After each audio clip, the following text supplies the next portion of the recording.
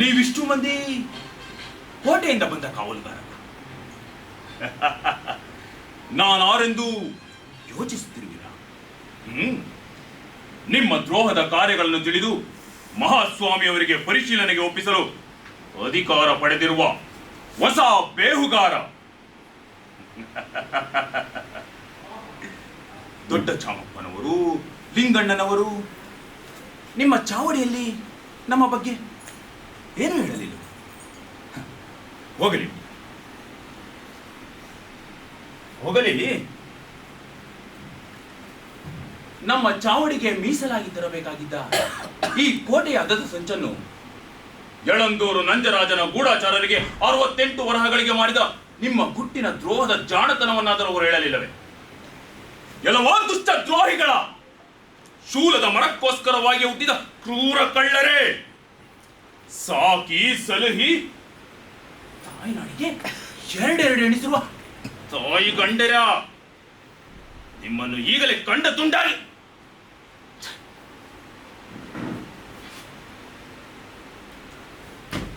ಪಟ್ಟಣಕ್ಕೆ ಬಂದ ತಕ್ಷಣವೇ ಕರ್ತವ್ಯದಂತೆ ನೆಟ್ಟಗೆ ಚಾವಡಿಗೆ ಹೋಗಿ ಬೇಹನ್ನು ಬರೆಸದೆ ನೀವುಗಳು ಪಡೆದುಕೊಂಡ ಲಂಚವನ್ನು ಹಂಚಿಕೊಳ್ಳಲು ಇದ್ದೀರ. ನಿಮ್ಮ ದ್ರೋಹ, ಪಾಪ, ಅನ್ಯಾಯ, ಸದ್ದು ನಾಳೆ ವಿಚಾರಿಸಿ ನಿರ್ಧರಿಸುತ್ತೇವೆ. ಈಗ ನಿಮ್ಮಲ್ಲಿ ಒಬ್ಬನು, ನೀನು ಈ ಕೂಡಲೇ ಯಳಂದೂರಿಗೆ ತಲುಪಿ ನಾಳೆ ಬೆಳಗಾಗುವುದರಲ್ಲಿ ನಾವು ಮಾಡಿದ ಬೇವು ನಿರಾಧಾರ, ಅದು ಬರೀ ಜನರಾಡಿಕೊಂಡ ಮಾತೆಂದೇಳು. ಅವರು ತೆತ್ತ ಹಣವನ್ನೆಲ್ಲ ಹಿಂದಕ್ಕೆ ಕೊಡಬೇಕೆಂದು ನಮ್ಮ ಹೆಗ್ಗಡೆ ಅವರು ಕಟ್ಟು ವಿಧಿಸಿದ್ದಾರೆಂದು ಸಂದೇಹಕ್ಕೆ ಎಡೆಯದಂತೆ ಒತ್ತಿ ಹೇಳಬೇಕು. ಆ 68 ವರಗಳನ್ನು ಅವರಿಗೆ ಸಲ್ಲಿಸಿ ಮತ್ತೆ ಬಂದಿಲ್ಲಿ ಭಿನ್ನಯಿಸಬೇಕು.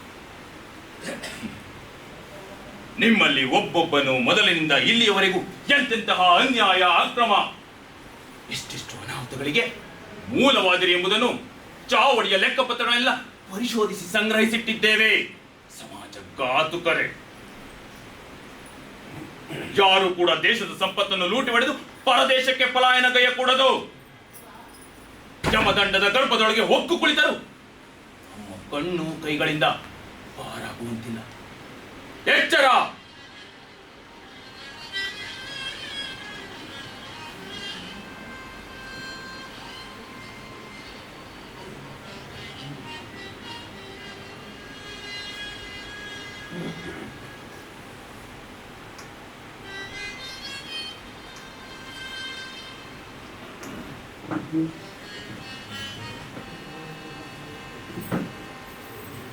ಬೇಹುಗಾರನ ಮೇಲೆ ಒಬ್ಬ ಬೇಹುಗಾರ, ಪತ್ತೆದಾರನ ಮೇಲೆ ಒಬ್ಬ ಪತ್ತೆದಾರ. ಅದಕ್ಕೆ ಹೇಳೋದು ಲೇಖಕ ಒಬ್ಬ ಪತ್ತೆದಾರ ಅಂತ. ಈ ಲೇಖಕನಿಗೆ ಚರಿತ್ರೆಯ ಗೂಢಗಳು, ಅದರ ಒಳಸುಳಿಗಳು ಚೆನ್ನಾಗೇ ಗೊತ್ತಿರುತ್ತೆ. ಆದ್ರೆ ನಾನು ಬರೆದದ್ದೆಲ್ಲ ಈ ಪಬ್ಲಿಷರ್ಗಳ ಕುತಂತ್ರದಿಂದ, ಈ ಪಂಡಿತರ ಅಸಡ್ಡೆಯಿಂದ ನನ್ನ ಕೈ ತಪ್ಪಿ ಚರಿತ್ರೆಯ ಪ್ರತಿಯೊಂದು ಕ್ಷಣವೂ ಮತ್ತೊಂದು ಕ್ಷಣದಲ್ಲಿ ಸೇರ್ತಾ ವರ್ತಮಾನ ಆಗುತ್ತೆ. ಹಾಗೆ ನಿರಂತರ ವರ್ತಮಾನದಲ್ಲಿ ನನ್ನ ಕೃತಿಗಳು ಬದುಕಿವೆ. ಇವರೆಲ್ಲರ ಅನ್ಯಾಯಗಳ ಮಧ್ಯೆ, ಕ್ರೂರತನದ ಮಧ್ಯೆ ನಾನು ಇರಕೂಡದು. ನೀಗಿಕೊಳ್ಳಬೇಕು, ಸಾಯಬೇಕು. ಈ ಬ್ರಿಟಿಷರ ಸಂಚನ್ನು, ಕಾವಲನ್ನು ಒಡೆದಾಕೋಕಿರೋ ನನ್ನದೇ ಆದ ತಂತ್ರ.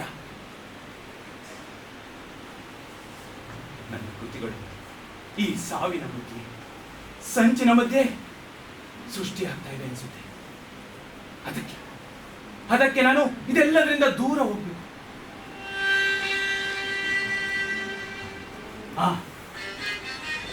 ಮದರಾಸಿನ ಸಮುದ್ರ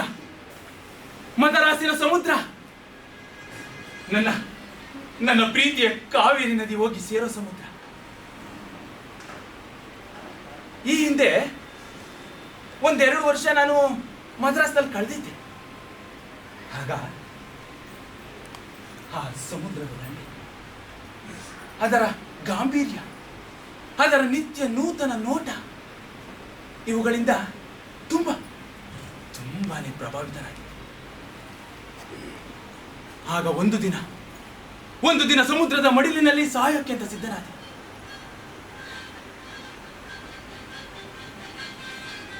ಕೆಳಗೆ ಮರಳಿನ ಕಾವು, ಮೇಲೆ ಸುಡುವ ಬಿಸಿಲು. ಇದರಿಂದ ನನ್ನ ತಲೆ ಸಿಡಿದು ಸಾವು ಬರುತ್ತೆ ಅಂತ ಹಾಗೆ ಮಲಗಿದೆ. ಸುಡುವ ಮರಳನ್ನ ಮೈ ಮೇಲೆ ಎಳೆದುಕೊಳ್ಳುತ್ತಾ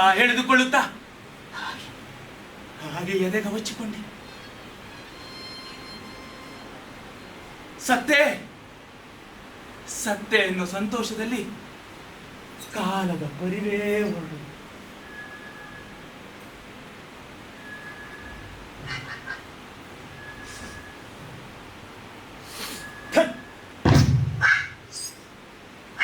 ಹಾಳಾದ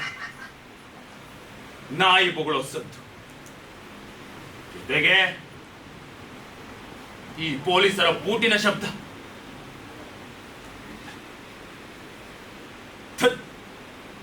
ಬ್ರಿಟಿಷರ ತಿರುಪೆಯ ಕಾಸು. ಒಂದು ಕಡೆ ಹೊಟ್ಟೆ ಹಸಿವು, ಬಾಯಾರಿಕೆ ಬೇರೆ. ಹೊಟ್ಟೆ ತುಂಬಿದಾಗ ಹಸಿವಿನ ನೆನಪು. ಹಸಿವಿನಲ್ಲಿ ನನಗೀಗ ನಿದ್ರೆ. ನನ್ನೊಡನೆ ನಾನೇ ಮಾತಾಡ್ಬೇಕು.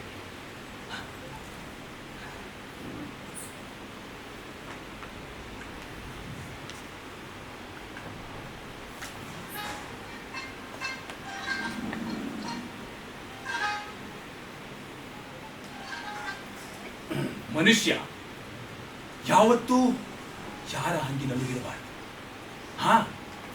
ನಾನು ಯಾರ ಹಂಗಿನಲ್ಲೂ ಇರಬಾರದು ಅಂತ ಅನೇಕ ಕೃತಿಗಳನ್ನು ರಚಿಸಿದೆ. ಬಿರುದಂತೆಂಬರ ಗಂಡ, ಬೆಟ್ಟದರಸು, ವಿಗಡ ವಿಕ್ರಮರಾಯ, ವಿಜಯ ನಾರಸಿಂಹ, ಲಾಲಿ ಮಮ್ಮಲ, ಹೀಗೆ ಇನ್ನೂ ಅನೇಕ. ಆದರೆ ಅವೆಲ್ಲ ಭೂಗತವಾಯಿತು. ಇನ್ನು ಕೆಲವು ಇವರೆಲ್ಲರ ಸಂಚು ಅಸಡ್ಡೆಗೆ ಬೇಸತ್ತು ನಾನೇ ನನ್ನ ಕೃತಿಗಳನ್ನ ಬೆಂಕಿ ಇಟ್ಟು ಸುಟ್ಟೆ. ಆದರೆ ಉಳಿದವು ಎಲ್ಲಿ ಓದ್ವು, ಯಾರ ಹತ್ರ ಸೇರಿದ್ವು ಒಂದು ಗೊತ್ತಿಲ್ಲ. ಎಲ್ಲ ನಾಪತ್ತೆ. ಇದ್ರ ಬಗ್ಗೆ ದೂರು ಕೊಡೋಣ ಅಂದ್ರೆ ಯಾರಿತ್ತು? ಇಡೀ ದೇಶವೇ ಒಂದು ಸೆರೆಮನೆಯಾದಾಗ ಯಾರಿಗೆ ದೂರು ಕೊಟ್ಟು ಏನು ಪ್ರಯೋಜನ? ನಾನು ಒಂಟಿ. ನಾನು ಏಕಾಂಗಿಯಾಗಿ ಎದುರಿಸ್ತೇನೆ. ಈ ಕೀರ್ತಿ, ಹಣ, ಅಧಿಕಾರ ಇವೆಲ್ಲ ಬದುಕನ್ನ ಹಂತವಾಗಿ ವಿಷಮಯವನ್ನಾಗಿಸುತ್ತೆ. ನಿಧಾನವಾಗಿ ಸಾವನ್ನ ತರುತ್ತೆ. ಸಾವಿರೋದು ನಿಜ.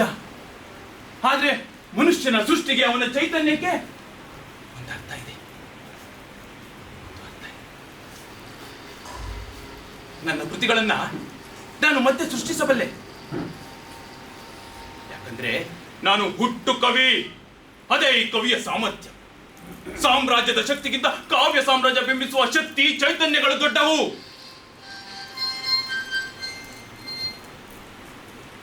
ಪ್ರೇಮ ಪಟ್ಟಾಸನಂ ಸೌಂದರ್ಯ ಅಡಿಯಾಮಾತ್ಯಂ ರಸಂಸೆ ತನ್ನ ಸಾಮರ್ಥ್ಯಂ ದುರ್ಗ ವಿಶ್ವ ಪ್ರಕೃತಿ ತವದ ಭಂಡಾರ.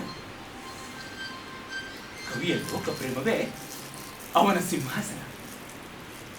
ಕಾವ್ಯ ಸೌಂದರ್ಯವೇ ಅವನ ಸಾಮ್ರಾಜ್ಯದ ಮಂತ್ರಿಗಳು. ಇನ್ನು ರಸತತ್ವಗಳು ಅವನ ಸೇನೆ.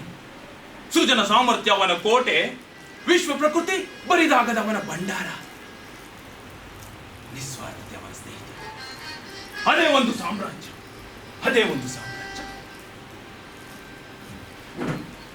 ರಾಜರಿಗೂ ಕವಿಗಳಿಗೂ ಎಲ್ಲಿಂದೆಲ್ಲಿಯ ಸಂಬಂಧ.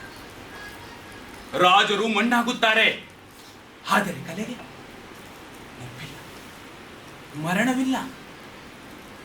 ಕಾವ್ಯಕ್ಕೆ ರಾಜಮತದ ಟೇಂಕಾರವಿಲ್ಲ, ಶಿಕ್ಷೆಯ ಭೀತಿ ಇಲ್ಲ.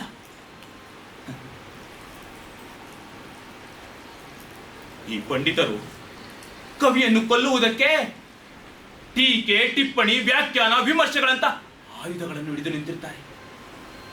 ಇನ್ನು ವಿಮರ್ಶಕರು ಒಬ್ಬರನ್ನೊಬ್ಬರು ಮೀರಿಸುತ್ತಾರೆ. ಇವರೆಲ್ಲ ಸಾಹಿತ್ಯವನ್ನ ಹಣದಿಂದ ಗುತ್ತಿಗೆ ಪಡಿಬಹುದು ಅಂತ ತಿಳಿದಿದ್ದಾರೆ. ಅದು ನನಗೆ ಬೇಸರ ತಂದಿದೆ. ಬರಹಗಾರರನ್ನ ಕೊಲ್ಲಬಹುದು, ಆದರೆ ಬರಹಗಳನ್ನಲ್ಲ. ಚಿಂತಕರನ್ನ ಕೊಲ್ಲಬಹುದು, ಅವನ ಚಿಂತನೆಗಳನ್ನಲ್ಲ. ನನಗೀಗ 39 ವರ್ಷ. ನಾನು ಎಂದೂ ಮೈಗಳ್ಳನಾಗಿ ಮೂಲೆ ಹಿಡಿದು ಕೂತವನಲ್ಲ. ಈ ನರಸತ್ತ ಪಂಡಿತರು ಹೋಗೋ ರಾಜ ಮಾರ್ಗ ಬಿಟ್ಟು ನನ್ನದೇ ದಾರಿಯಲ್ಲಿ ನಾನು ನಡೀತೇನೆ.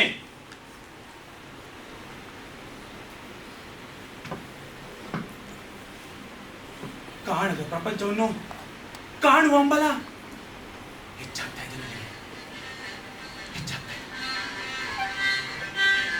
ನನ್ನ ದಾರಿ ನೇರವಾದದಲ್ಲ, ಹಂಕು ಡೊಂಕಿನಿಂದ ಕೂಡಿದ್ದು.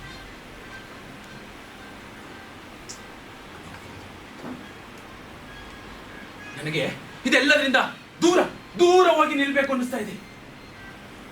ಕಾಡು ಮೇಡುಗಳ ಮಧ್ಯೆ ಅಲೆದಾಡುತ್ತಾ ನಿಸರ್ಗದ ಮಧ್ಯೆ ಸ್ವಚ್ಛಂದವಾಗಿ ಓಡಾಡುವ ಬಯಕೆ ಆಗ್ತಿದೆ ನನಗೆ.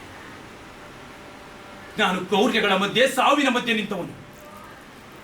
ಆಕಾಂಕ್ಷೆಗಳು, ಕನಸುಗಳು, ಹೊಸ ಸೃಷ್ಟಿ ಇವೆಲ್ಲ ಅರ್ಥ ಪಡೆಯುವುದು ಸಾವಿನಿಂದ.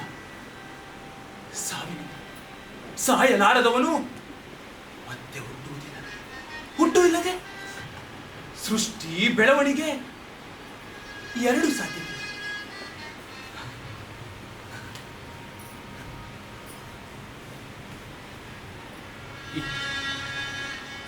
ತಾಯಿಯ ಗರ್ಭದಿಂದ ಹೊರಬರುವುದೇ ಒಂದು ಮರುಹುಟ್ಟು. ತಾನು ಸಾಯಬೇಕು, ಮತ್ತೊಂದನ್ನ ಕಾಣಬೇಕು.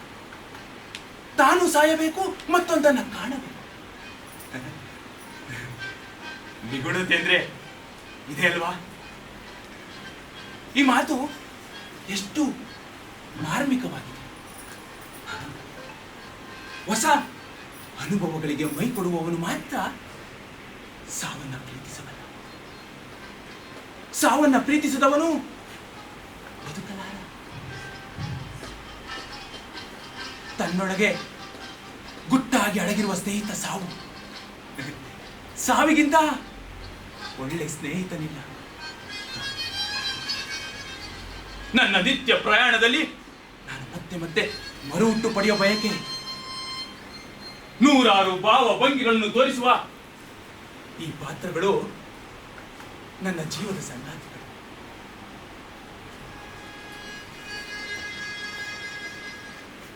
ನನ್ನ ಕೃತಿಗಳಿಂದ ನಾನು ಮತ್ತೆ ಹೊಸ ಹುಟ್ಟನ್ನು ಪಡೆಯುವ ಬಯಕೆ ಆಗ್ತಿದೆ. ನಾನು ಬರೆಯಬೇಕು, ನಾನು ಬರೆಯಬೇಕು.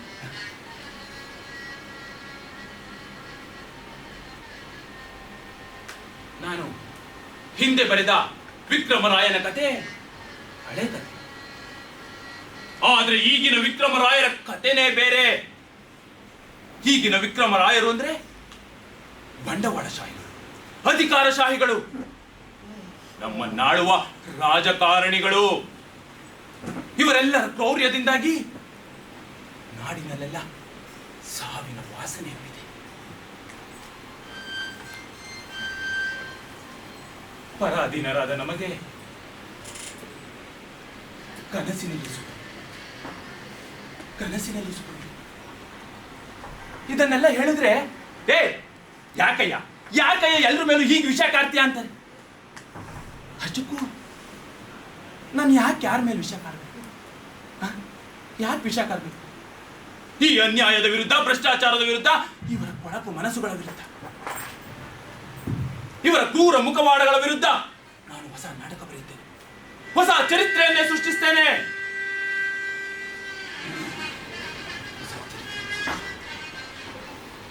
ಬೊಮ್ಮರಸ, ತುಂಗ, ವಿಕ್ರಮರಾಯ ಇವರೆಲ್ಲರಿಗಿಂತ ಅದ್ಭುತವಾದ ಪಾತ್ರ ಸೃಷ್ಟಿಸ್ತೇನೆ. ಆ ಪಾತ್ರವನ್ನ ನಾನೇ ವಹಿಸಬೇಕು. ಆ ಪಾತ್ರಧಾರಿ ನಾನೇ.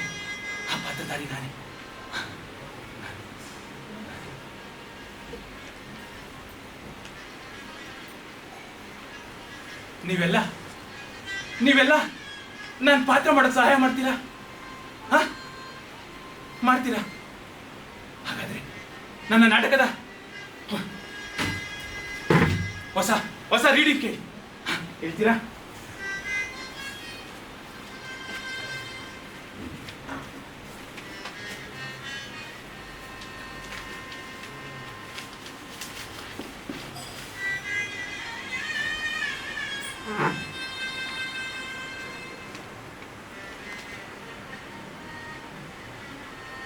ಸ್ವಾಮಿ ವೆಂಕಟಾದ್ರಿ ಅಯ್ಯರಾದ ನಾನು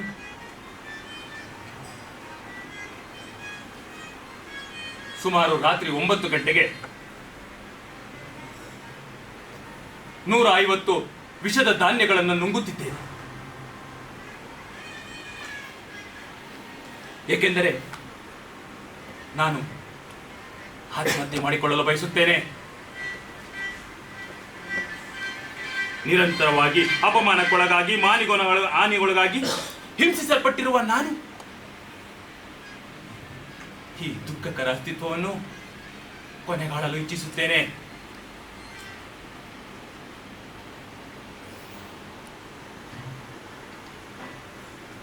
ನಾನು ಈ ಹಿಂದೆ ಮತ್ತು ಈಗಲೂ ಅತ್ಯಂತ ಹೇಡಿತನ, ದುಷ್ಟತನ ಮತ್ತು ದುರುದ್ದೇಶ ಪೂರಿತ ಮೈಸೂರು ನಾಯಿಗಳಿಂದ ಹಿಂಸಿಸಲ್ಪಟ್ಟಿದ್ದೇನೆ.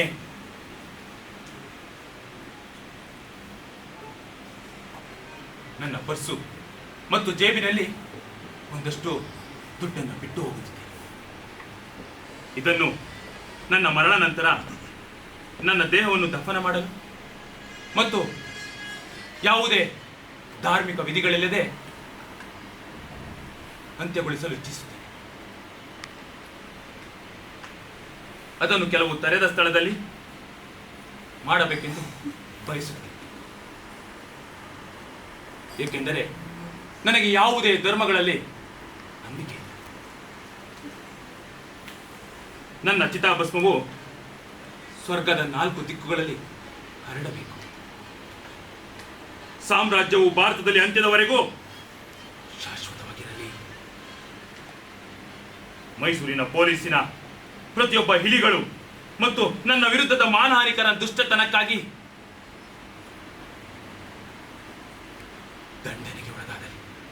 ದಂಡನೆಗೆ ಒಳಗಾಗಲಿ.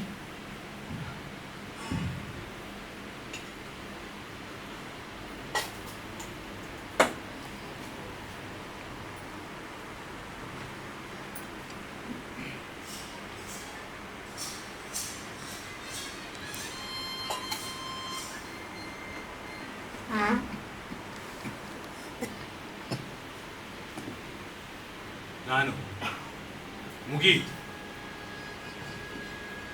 ಈಗ ನಾನು ನನ್ನ ಪಾತ್ರಗಳನ್ನು ಕಾಣಲು ಹೊರಡುತ್ತೇನೆ. ನನ್ನ ಪಾತ್ರಗಳನ್ನು ಕಾಣಲು ಹೊರಡುತ್ತೇನೆ.